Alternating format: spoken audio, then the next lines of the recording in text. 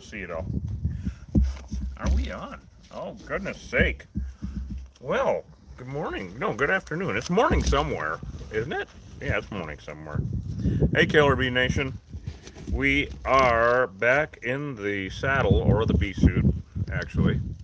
And we'll give everybody a chance to log on and get their notifications and let everybody know that we are here to save the day. That's right. Because we have another a swarm of killer bees. Springtime in the Rockies. It's still kind of springtime. I'm just feeling like it anyway. We're at the 6th of June, and it has been an absolutely beautiful spring slash not summer yet. Weird. I'm all for it. Whatever's going on, I don't care. You know what it's due to? Global swarming. Get it? Swarm? Bee swarm? Okay, anyway. So, we have a swarm of bees here, and we are right at the base of the beautiful Huachuca Mountains here in Sierra Vista in Cochise County in the Wild West, literally. I have my net on here, and we're going to have to get Hosh on his net on. Of course, everybody, I'm Reed Booth, Killer Bee Guy, and we got Hosh on the camera. Say good morning, Hosh. Good morning, Yeah, Hosh. good morning, Hosh. Okay, anyway. I'm double gloved. Are you going to go double gloved, or what do you think? Yeah. Yeah, all right. So we're going to let Hosh get his net on. Hi, everyone. We have a swarm. Oh, bees. Am I zipped up okay here? Good grief. Check you. Yeah, I think I am. I look like I'm okay? Yeah. Since when? Yeah. Everybody's asking. You did. Since when do I look like I'm okay? Oh, yeah. Now, this is a classic swarm of killer bees. Look at this, guys. Look at this. Can everybody see that? Look at that. Now, it looks like not much is going on. We want to keep it that way. I mean, there are, 4 or 5,000 bees there. That is solid bees. And we will be able to tell if they've decided to live there by if they have any white nubbins on the branches. Now, these bees, there are bees coming and going, and they're all moving around and talking to each other. One of the reasons is, of course, they know we're here, and we don't want them to get excited about our presence. So I'm not going to get any closer quite yet. I got to take out my sunglasses, though, so hang with me for a second, guys. Also, I want to tell everyone about our huge job that we have to do at the Old Dylan's nightclub on Sunday morning. This Sunday morning, the 11th, at 7 a.m. So set your clocks. I'll be holding services at 7 a.m. And we're doing it at that time because it's the time that'll be the absolute safest to remove these bees. It's right near a UPS place and a storage facility and whatnot. And the bees have been there for decades. They've already attacked someone. We don't even know how many times actually, but the most recent was not that long ago. They're way up high and kind of like a mansard roof, and there could be 4 foot of comb in there. It's just been there forever. So we're going to be tying into that one. Here we go, another one of those. We don't have no idea what we're getting into, except we have to do it really early on a Sunday morning because that's when the absolute least amount of traffic will be in that area. I mean, well, at least 7 a.m. on Sunday morning. People aren't even off to church yet. So we're going to do now. Look at Hosh is all doctored up, and now I got to get doctored up. So get my net back on. I had to take off my sunglasses because I couldn't see too well. Okay, you got Fendona, you got the whole 9 yards? Yeah. So we're going to make quick work of this, you guys, but we wanted to get everybody back in the saddle. It's been a few days since we did any live streams because, well, it's Mother Nature. I can't predict what the hell she's going to do. Whoops, I almost lost my image. There we go. Sorry, I dropped you guys. You want to make sure everything's still on? Sure. And we'll keep his house out of it, of course. Everything's still on? Mm-hmm. All right. Sorry, guys, I dropped you. Anyway. So, yeah, it's been a few days because Mother Nature. She just, it's been cool, windy, barometric pressure down. And even though the bees will fly at Christmas in the snow, they won't fly then. I don't know. I have no idea what the hell is going on with these guys. So here we have a classic, you guys. Let me make sure my spray adhesive is working here. Yep. Okay. So this is the classic. Now these are ATS. They are. Okay, there we go. So here we go, guys. We have a classic swarm of bees. Look at that. this is absolutely perfect. They want to juggle a tree. So what's going on here is, of course, there's a queen in the middle, and she is sending out, everybody thinks they're resting. They're not resting. And as soon as they even get wind of us that I'm talking about them, because they don't like to be talked about, I'm going to squirt them. I can hear them already buzzing around. Yeah. Yeah. These are bees coming back from the field. So they're not resting. What the queen is doing is sending out apartment hunters in every direction. She's sending out 100 that way, 50 that way, 200 that way, and they're looking around the neighborhood for a place to move to, unless they've decided to live right there. So we're going to find out in a second, but I do have to make kind of quick work of this. So it's beautiful in a deadly way. They look exactly the same as a European bee. The Africanized and the European, you can't tell by looking. It's genetics. And this is a real problem that beekeepers get into, small beekeepers, because you can't tell. All right, so now you want to go ahead and hand me the Fendona, and I will give that a good shake and make sure that we can, because what we do, as you guys seen us do before, we're here to mitigate the threat. I already see, you see that right there? See the nubbins? Yeah. They decided to live there. They're building comb. Yeah, they're building comb. Yep. All right, so we got to, so this is that non-toxic spray adhesive you guys see us use all the time. And what we're doing, because this is a bomb, like a literal onion, okay, an onion bomb. And they, if they get mad, of course, this outer layer would just take off and all the rest of them would explode. So now what I have to do is we're going to kill them from the inside out. And yes, of course we kill them. We do not relocate because they're all genetically Africanized. And I have to tell everybody, it'd be like taking a landmine from your yard and putting it in someone else's. Okay, they're going to start dropping now. This is awesome. So we have to mitigate the threat. That's all we're here to do. And also, most people do not realize honeybees are invasive to the Western Hemisphere. They do not belong here. That's right. Before 1872, there were no honeybees in the state of Arizona. Ever. So they've got a bunch of them on the ground here too. Want to see these on the ground, Hosh? Yeah, that's really strange. Yeah, they didn't. They blew down in the wind. I mean, you know. And they didn't bother to pick themselves back up. They didn't. They fell off their bar stool and didn't get right back up. They fell off their horse, I meant. Anyway, so before 1872, there were no honeybees in the state of Arizona, and when the Europeans, you know, they're called European honeybees, right? Our favorite little honeybees. Well, the Europeans brought them in like the early 1600s, and the Native Americans hated them so much they called them white man's flies, and that was the nice ones before this Africanization. So people actually brought them on their covered wagons. You know, I used to be a beekeeper. I used to be the biggest bee hugger in the world. Now I'm the biggest bee slugger. Anyway, they brought them on their damn covered wagons because they were nice. They could, you know, hopefully make the trip. They came into California first because of the gold rush in 1850. This is working out really well, actually. And you know, a good breeze doesn't hurt when doing this because, you know, just keep them down. They still have wings and fly. They don't like the wind, of course, right? I tell you, these things are everywhere now, everybody. They're in Wisconsin. They killed a beekeeper in Connecticut. And they don't skip over states. So if someone says they aren't in Colorado, that's ridiculous, of course, because they didn't take they didn't decide they didn't like Colorado and go around it. So now they're in Billings, Montana. Yeah, they're in Billings, for God's sake. So now we're going to shake them off into here and get rid of these guys into here. Yeah, they were completely building honeycomb there. Yeah, they were going to live here. Look at all the white.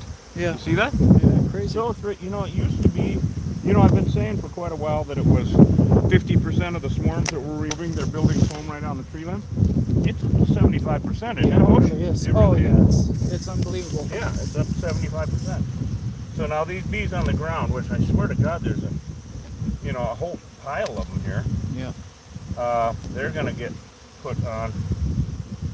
We don't want to spray that there. Well, let's see. I would like to scoop them in here somehow.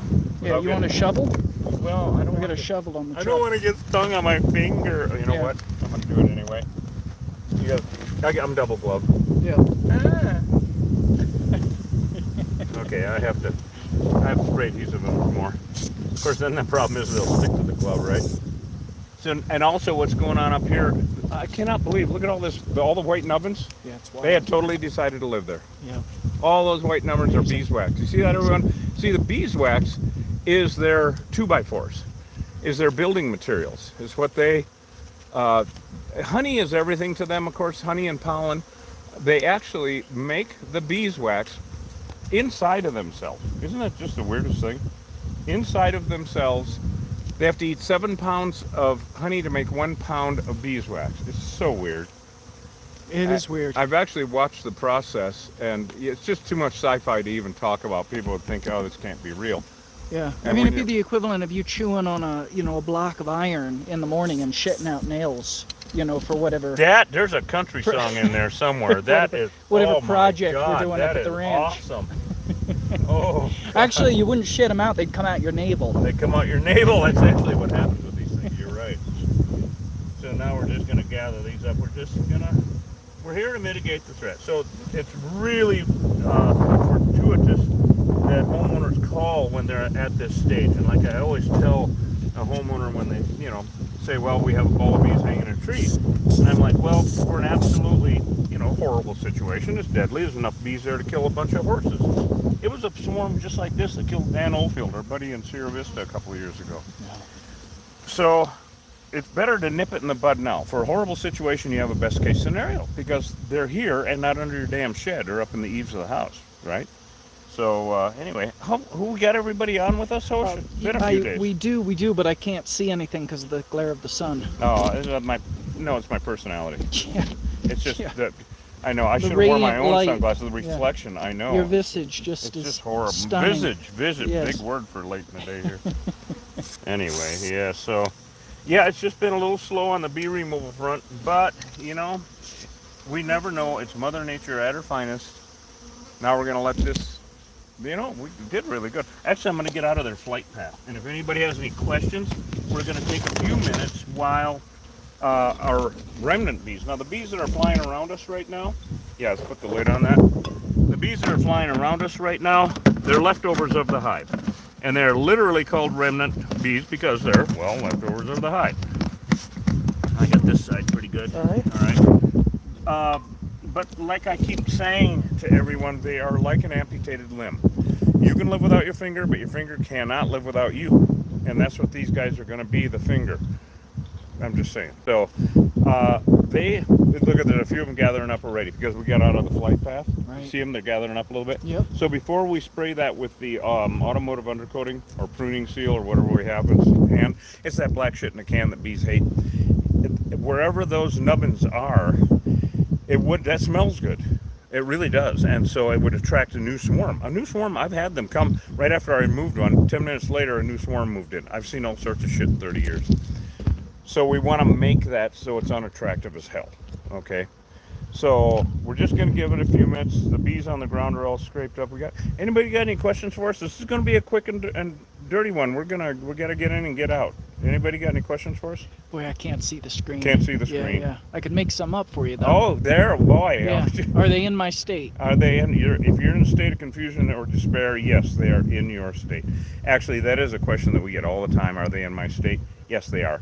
They're in, we actually had a report from Ontario, Canada. Wow. It's not just Alberta anymore. Yeah. I just remembered that. I hadn't heard that. Yeah, we had a report. And then also, I believe it was not Oklahoma. I was talking about it was Tennessee, where the bees are all Africanized now. Yeah, they're 100% saturation 100% in the Tennessee. state of Tennessee. Now, if they're at 100% saturation in Tennessee, you better believe that they're at 100% saturation in Alabama. In Alabama. Yeah. Right. All those southern tier states, because, they can live where it's cold. They adapt, and so it might take them. It's already taken them a few years, but they're already there. They're in Connecticut. We had a stinging incident in Manchester, New Hampshire, for God's sake. So they're already there, and they adapt very quickly to climate and conditions, and they are, where they are, they're there to stay. They ain't going away. We're not going to kill all the honeybees. You've got plenty of honey. That's the least of the worries. It's totally ridiculous to even think that. But on the other hand, honeybees are invasive to the Western Hemisphere. So you just got to get that. It's hard for people to get that through their brains. We are going to be doing a live interview for 2 hours on the local Bisbee radio station, KBRPLP. And on Friday morning, we're going to tape it, and then it'll go on Friday night. And so we're going to live stream that also. I forgot about that, Osh. Right on. Yeah, we're going to live stream Friday that. morning. So we're going to live stream a radio interview that we're doing, focusing on killer bees, and it'll be absolutely wonderful to educate more people around Bisbee and Cochise County, because a lot of people, it's a Bisbee station, and that's where it's listened to, except online. Of course, you can listen to it online, and we'll get you more information about that when it actually airs. But it'll be great for people to understand you can't live with them. You just can't live with these damn things. So anyway, well, this is looking really good. I think that we're at the 95% level, Hosh. Okay, do we even need to spray down? Well, After no, the fact? not with spray adhesive. I mean, Yeah. we got the bulk of them. You want me to hit it with the pruning seal? Yeah, though? we'll hit it with it. Yeah, but Okay. let's go ahead and sign off, and, All right. and we just love you guys. And look at this. I do not understand why they decided to gather here. Isn't that weird? Yeah. They make no sense to me at all. Well, they can't fly, the ants will get them. See, they weren't going up there, they were going between my feet, or worse. No. Look at them. Yeah, they're You know all over why? your boot. They're all over your boot. I don't understand. That makes no sense. They're Huh. on my damn boots. What are you guys doing? Thank God I got elastic down there, I'd be doing the dance. Here. No, you don't want to see that. It's more like a cry for help, actually. It's not a dance. But what the hell are they doing down here? The whole family was up there. Yeah, it's weird. These guys are weird. You guys are weird. All right, guys, we love you. If not before, well, I'm sure we'll be on, probably do something maybe in this afternoon or tomorrow morning. We don't know. We're waiting for the phone to ring. Love having you guys along. Go to killerbeeguy.com and get some honey, please. And also, we have subscriptions now set up on Facebook. So there. And also memberships on YouTube. So please become a member. It helps us so much with our day-to-day activities. And Don, I know you're watching. Don Shar out in Pennsylvania. That bee suit didn't fit Hosh at all. Okay? He couldn't get his foot in the damn thing. Now I got to explain to everybody. Don sent a present for Hosh for his child. His 8-week-old child. In a bee suit, for God's sake, that he'll fit in about 6 years. So we were joking about it. Oh, it was funnier than hell. Anyway, all right, love you guys. We're out of here. Yeah, we'll check you out later. Say goodbye, Hosh. All right. See you, everybody. Listen, if you got a ball of bees in a bush in your backyard or in your front yard or whatever, if you got a ball of bees in a bush, call an exterminator. Don't call a beekeeper. Killer bees are in all the lower 48 states, and they're gaining critical mass everywhere. So you just get rid of them. Later on.